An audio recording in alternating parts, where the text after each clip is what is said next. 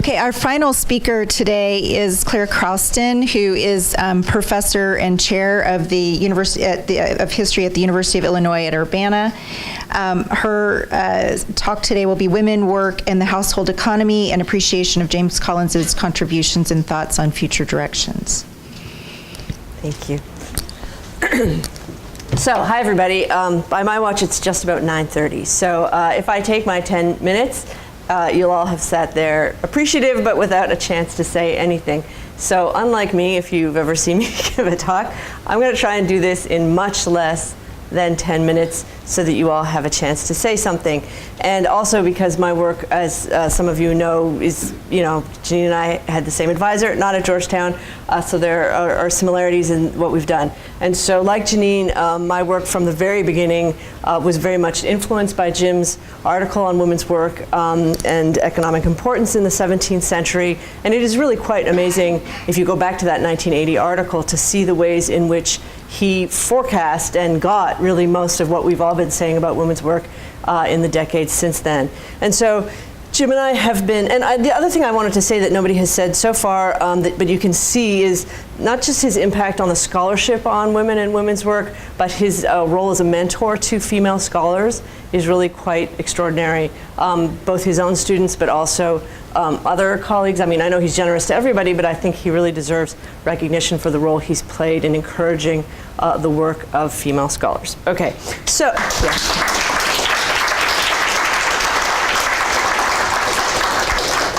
And so Jim and I have had this conversation for the past 20 years where originally he came up to me after a paper I gave from my seamstress book and said, yeah, okay, so the family economy model of Olwen Houghton, et cetera, was wrong. Yeah, okay, so what's the new model? And I was like, I don't know, Jim, I'm a grad student. So then, and he's been asking me basically ever since then, what's the new model? We know the old model's not right. What's the new model? So, and then there's been obviously a lot of scholarship in between then. So here's my attempt in 5 minutes or less to give you the new model of no longer the family economy, but something I would call the market family economies. Because I think we have to acknowledge the multiplicity of families and also of different models. So first of all, as Janine just emphasized, and I don't have to go into this in detail, we now know that women participated more heavily in economic activity than we had imagined, and in a much greater variety of forms, not just traditional female trades, but also in things that were considered to be male trades, both as entrepreneurs, as widows or wives, but also as hired female laborers. There is a female labor market. Second, and I've tried to make this point in a few publications, and I'm working on a big book on apprenticeship right now with 2 other scholars, women actually ventured outside of the home to receive formal training for trades. The old model of women being trained by their mothers at home is a limitation of the sources. And in fact, there were multiple training programs of various levels of formality and relationship to the guild system that existed from the late 17th century onward. Third point, the flexibility, the alternance of women's work and its bridging across public and private divides and across guild and non-guild divides. So sometimes women had a continuous career over their lifetimes. More commonly, it's a divided up career, going back and forth between labor, but also between labor inside and outside of the home, and between labor in guild okay places and not guild okay places. And I think one of the things that we really understand now is that the gray market, or indeed the black market, is the norm of labor in the 18th century. It's not just the norm for women, it's the norm for men. But because of the way sources work, we have totally underestimated the role of this gray market, which guilds are often complicit in, and they participate in at the same time that they also complain about it. Also, women's role in credit networks, and my last book was all about women in credit markets, so I won't go on about that, but women are important as lenders and as creditors, and the loophole that they have to purchase on credit gives them a really important role in borrowing money and lending money to people that also the law, which says, the law of coverture, which forbids women to do that, has led us to completely ignore. this is fifth point, in case you're keeping track. This is not done against the state or in defiance of the state. It is done with the support of the state. Far from discouraging women's work-related forays outside the home, the state encouraged it. And one of my favorite examples is the actions of Jean-Baptiste Colbert, the architect of mercantilism, who not only sponsors the creation of a female guild, the seamstresses, in 1675, which sparks women's entry in various ways into seamstresses guilds across France. He also works very hard to establish lace manufacturers in different parts of France where his own female relatives are directly required by him to be the sponsors. And he sets up apprenticeships, paid apprenticeships, for girls in those manufacturers, and he does everything he can to get fathers to send their girls to be trained. He also leaves 10,000 livres in his will to a religious charity school in the city of Paris, which is training hundreds of girls in trades which are controlled by male guilds, which they are not allowed to practice, specifically tapestry and embroidery. And he's totally willing to look across the spectrum of regulation and to put his own money and his own family connections to work to bring women into skilled employment. And he doesn't care about the legality, the legal conditions of it. This leads, two more points. The chronology that we've imagined for the 18th century, I think, is wrong. We have this idea that in the middle of the 18th century, everything changes and it opens up. I think, and this is partly Jim's work, showing that it's really at the latest, the last quarter of the 17th century, where opportunities for women is far from closing down, which is what an earlier historiography had suggested, which Jim contested in 1980, and people ignored that, I think, for a long time. Things begin to really open up as late, maybe before that, but at least by the last quarter of the 17th century. And then the final point, which this all leads to, and which Janine was already suggesting, is that women's labor was not marginal. It did not exist in the margins of things, although it exists in the margins of the sources that we use. Women's labor was central, and it was decisive for economic growth. If you want to understand economic modernization, call it that, across the 18th century, you have to understand the position of women. And just to give you an example of how far the barriers still exist, I've been doing some work with the European group on apprenticeship. The London guys have 30,000 apprenticeship contracts, and they want to make a very strong argument for the role of apprenticeship in economic modernization in the 18th century. There are no girls' apprenticeship contracts in this sample, therefore girls play no role in their understanding of how economic growth takes place in this period. It's just, it's absolutely ridiculous. But those barriers do remain, and I think not only are women crucial, women's entry into the skilled labor market, this is sort of basic Jan de Vries, I guess, but women's entry into the skilled labor market from the late 17th century onward is not crucial for economic growth. It actually changes the way it takes place because of the limitations on what women can do. Massive entry of women into needlework and other trades related to it, massive growth of consumption in those trades, feminization of fashion, etc. So the way economic growth takes place fundamentally shaped by women's work, not just in production, but also in consumption. And we don't have to wait until the factory girls of the early 19th century to see that in England, to see that happen.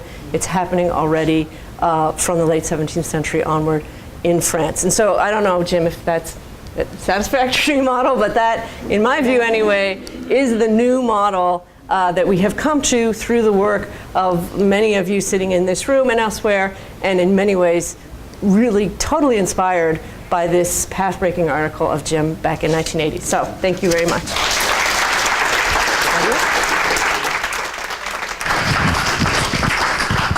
All right, we do have a few moments here for questions or comments, and I want to go ahead and open that. Go ahead. If you could identify who you are and where you're from when you're in. I'm Robert from Lincoln. Stirred by your wonderful paper here, I would give you three very small points, then ask you, what would you define, Jim, as being a kind of a substrate to the adjective Republican? It cannot be that the polities in early modern Europe that did not have a dynastic, non-elected monarch had anything in common. The Poland-Lithuanian Commonwealth, the Swiss Federation, Dutch Republic cannot be put together in any one category. It cannot be that there were Republican theories, because Delacour or Milton would be perfectly happy with kings, only in England for a few years, and in Holland for a few years, they didn't want a specific dynasty, but they had nothing against kings in general.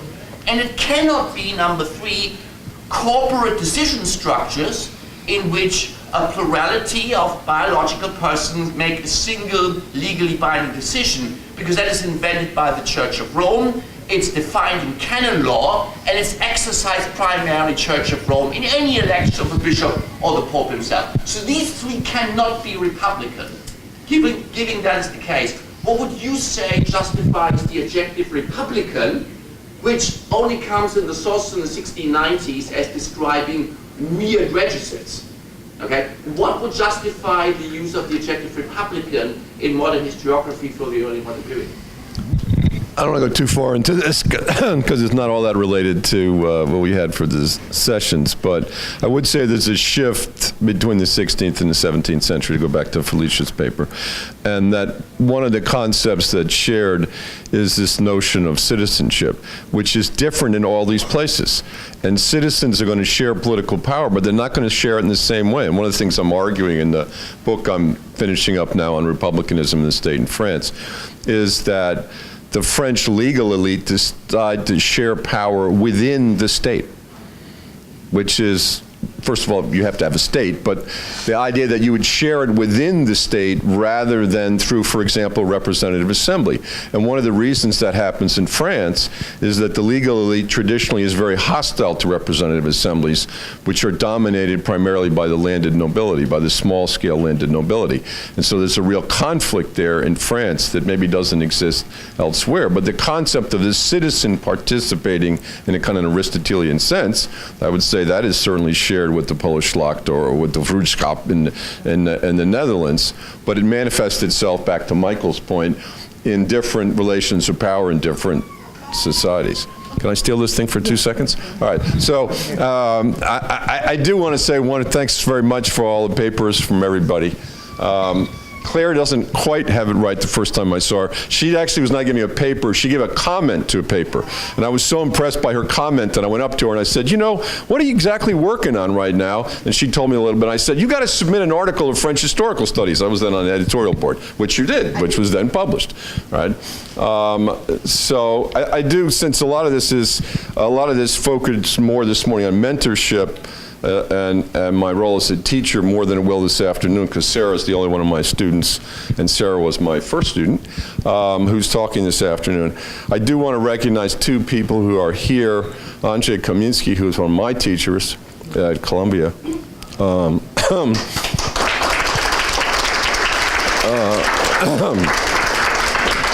And pretty much everything I know about teaching graduate students I learned from Andrzej and from other colleagues who are no longer with us.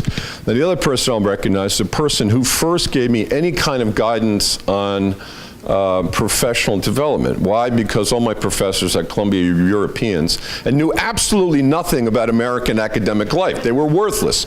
So in that regard. So I arrive at Lafayette College, and my dear colleague Bob Weiner is there, and my first year there, he's talking to me, he says, well, you know, on your CV you haven't given conference papers. And I said, conference papers? What is that? He said, what do you mean, what is that? He said, you've never gone to a conference? I said, no, I've never gone to a conference. So he dragoons poor Don Bailey in Winnipeg to let me on the program at the last minute at the Western Society for French History. And then he browbeats me into giving 7 papers on totally different subjects in 1 year. So I want to, all over the Western Hemisphere and partly in the Eastern Hemisphere, I want to thank Bob Weiner for doing that. All right, and I'll stop there. Okay, we still have time for a couple more questions. Does anyone have questions? Comments? Anyone? Yeah, okay. Is anyone giving a talk or a paper on Jim's tennis etiquette? You've missed a central feature of his being if you haven't done that. We talked about Betty Eisenstein in tennis yesterday. For those of you who were at that session. Yeah. No, I can't speak to Jim's tennis etiquette, but I've played basketball with him once or twice, and Therefore, you know what an elbow is. yeah. I also know that I just pass him the ball and get out of the way. That's why I need the walking stick. Quite seriously. Any other questions or? No? Should we stop a little early and allow mixing mingling? Is that okay? Absolutely. Okay, we'll do that. Thank you very much. We have another session at 3:15, so.